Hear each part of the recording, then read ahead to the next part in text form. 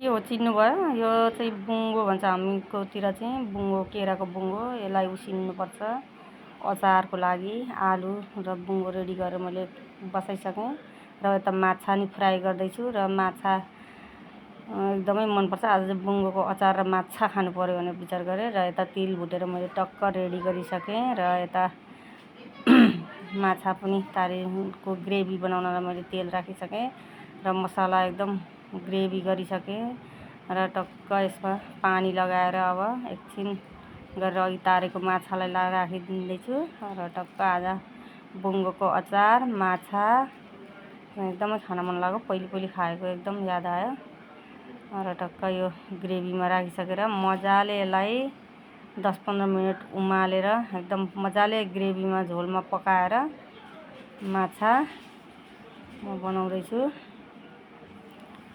टक्क मलाई चाहिँ कहिलेकाहीँ माछा सधैँ त होइन, कहिलेकाहीँ माछा खान मनपर्छ र माछा यता रेडी भइसक्यो।